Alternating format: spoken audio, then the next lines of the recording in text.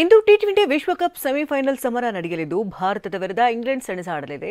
ವಿಶ್ವಕಪ್ ಫೈನಲ್ಗೆ ಲಗ್ಗೆ ಇಡೋದಕ್ಕೆ ಟೀಂ ಇಂಡಿಯಾ ಇಂಗ್ಲೆಂಡ್ ವಿರುದ್ಧ ಗೆದ್ದು 2022ರ ಸೀಡ್ ಅನ್ನು ತೀರಿಸಬೇಕಿದೆ.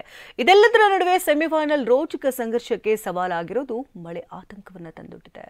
2024ರ ಟಿ20 ವಿಶ್ವಕಪ್ನಲ್ಲಿ ಭಾರತ ತಂಡ ಮಿನಿ ವಿಶ್ವಕಪ್ ಗೆಲ್ಲೋದಕ್ಕೆ ಇವತ್ತು ಇಂಗ್ಲೆಂಡ್ ವಿರುದ್ಧದ ಸೆಮಿಫೈನಲ್ ಸವಾಲು ಎದುರಿಸಿ ಗೆಲ್ಲಲೇಬೇಕಾಗಿದೆ.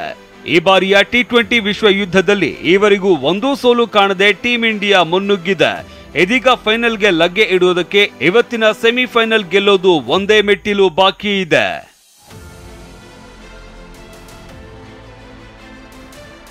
ವೆಸ್ಟ್ ಇಂಡೀಸ್ನ ಗುಯಾನಾದಲ್ಲಿ ಇರುವ Providence stadium Bharat versus England semifinal ಸಂಘರ್ಷಕ್ಕೆ ಸಾಕ್ಷಿಯಾಗಲಿದೆ. ಸೂಪರ್ 8 ಹಂತದಲ್ಲಿ ಟೀಂ ಇಂಡಿಯಾ ಪರ ಆಡಿದ ಪ್ಲೇಯಿಂಗ್ 11 ಬಳಗದಲ್ಲಿ ಯಾವುದೇ ಬದಲಾವಣೆ ಇರಲ್ಲ.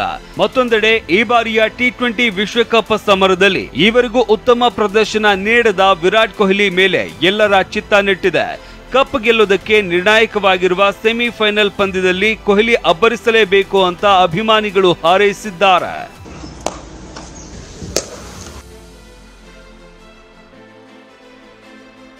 ಮತ್ತೊಂದೆಡೆ ಸೆಮಿಫೈನಲ್ ನಾಕೌಟ್ ಪಂದ್ಯವಾಗಿದ್ದು ನಿರ್ಣಾಯಕ ಪಂದ್ಯಕ್ಕೆ ಮಳೆರಾಯಿನ ಭೀತಿ ಇದೆ. ಪ್ರಾವಿಡೆನ್ಸ್ ಸ್ಟೇಡಿಯಂ ಸುತ್ತಲೂ ಸತತ 12 ಗಂಟೆಗಳ ಕಾಲ ಮಳೆ ಆರ್ಭಟಿಸಿದೆ. ಇದೇ ಮಳೆ ಪಂದ್ಯದವರೆಗೂ ಮುಂದುವರಿದಲ್ಲಿ ಸೆಮಿಫೈನಲ್ಗೆ ಸಂಕಷ್ಟ ಸೃಷ್ಟಿಯಾಗಲಿದೆ. ಒಂದು ವೇಳೆ ಮಳೆಗೆ ಪಂದ್ಯ ರದ್ದಾದ್ರೆ ಮೀಸಲು ದಿನ ಅಂದ್ರೆ ರಿಸರ್ವ್ ಡೇ ನಿಗದಿ ಮಾಡಲಾಗಿದ್ಯಾ ಅನ್ನೋ ಪ್ರಶ್ನೆಗಳು ಎದ್ದಿವೆ. ಆದ್ರೆ ರಿಸರ್ವ್ ಡೇ ಬಗ್ಗೆ ಈವರೆಗೂ ಯಾವುದೇ ನಿರ್ಧಾರ ಆಗಿಲ್ಲ ಎನ್ನಲಾಗಿದೆ.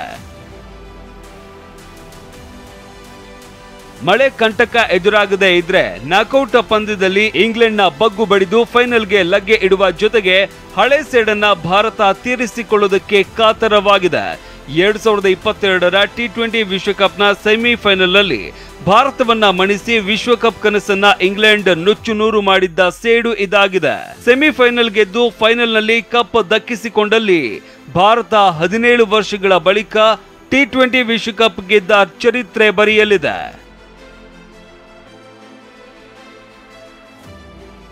Mohammed Rafi, sports bureau, ಟಿವಿ9.